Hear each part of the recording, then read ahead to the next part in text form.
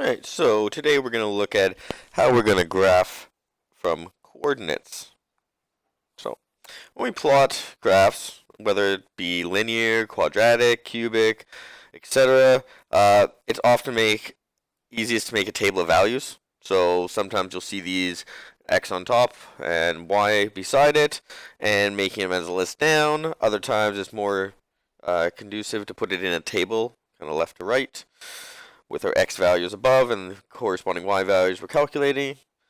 So we call the domain our x values and how far our range our y values. So linear graphs only actually require that we know the general formula for the equation of a line, where we have y equals mx plus b. Some of you know this as y equals mx plus c. It doesn't really matter if it's a b or c, because all we're saying is our y coordinate, it's going to change as our slope interacts with our x value, but then we have to set our origin based on this b value, right? So where our starting point on our y-axis is going to be, right? Really long-winded explanation, but we have our slope, our gradient is our m, right? So this is going to just be a number. And our b is our y-intercept, so it's the point where x is 0 will get some y value out. So you can obtain this anytime by substituting in x is 0 there into our equation, and you get y at that point. So that's one point that's always easy to find. The other obvious one is, well, substitute when y is 0, and then you can get another point. So let's go through an example. So we'll complete the table of values for y equals 2x plus 1. So that means every single time we have a different x value, we're going to put in that x value and we'll get out the corresponding y value. So that each one of those will give us a point. So we're going between -2 is less than or equal to x is less than or equal to 2. So what we have to do here is we have to take all the integer values of -2, -1, 0, 1, and 2. So I've gone ahead and I've set up the table so you know what it looks like. So if you want, copy of the table. You might have to pause lots during this video if you're following along and trying to work through the examples, so I'll let you just do it as you please. So right here, first thing we're going to do then, we create our table just as such. So for each x value, we want to put that number into our equation. So right back into y equals 2x plus 1. So we're going to put into our equation for -2. So here, if we substitute in -2, then we get y equals 2. That first 2 is just the 2 beside our x in our original. Times by, well, here's where our substitution comes in. -2 and plus 1. So 2 times -2, following bid mass or bed mass, is -4. Add 1 is -3. So we have our first point at -2, -3. Next, we can go x equals -1. Well, we're doing y equals that same 2 times this x value of -1 now, plus 1. So we get 2 times -1 is -2, plus 1 is -1. So our next point is x equals -1, y equals -1. Now our next, we're substituting x equals 0. That's one of those special cases where it's an easy value to always obtain because we just take out a term. So we have y equals 2 times by 0, which is 0, plus 1. So y is equal to 1 when x is equal to 0.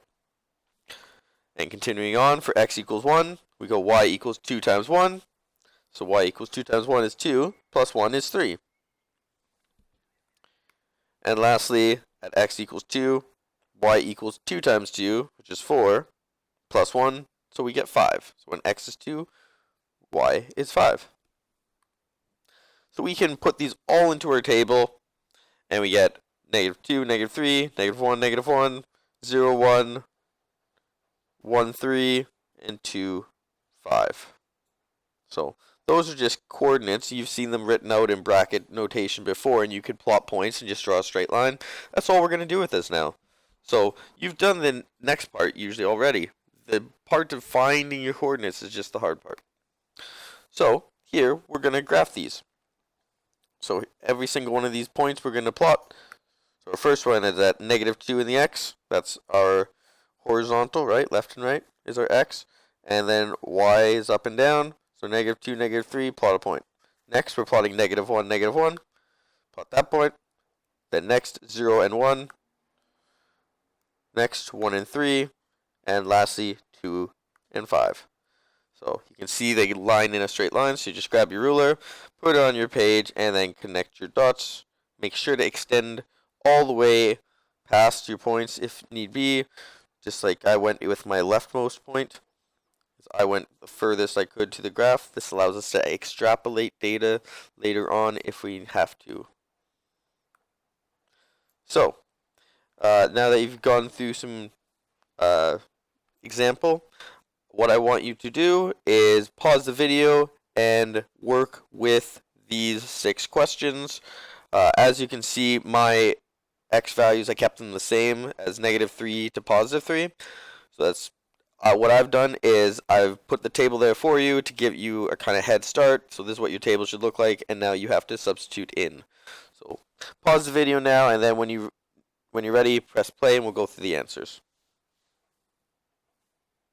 All right, welcome back. So let's start going through these answers.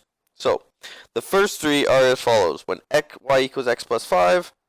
We plug in into our equation, and we can plot our points. So you can see your little points in red, and your line should look as follows. So you can look at your table, and match the line. I'm not going to call out every value, because it's easier for you just to read them and check your work.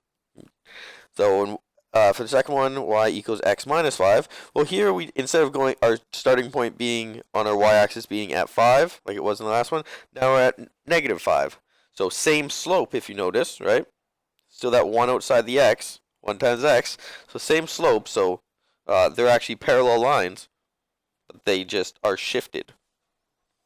Next we have y equals 2x plus 3.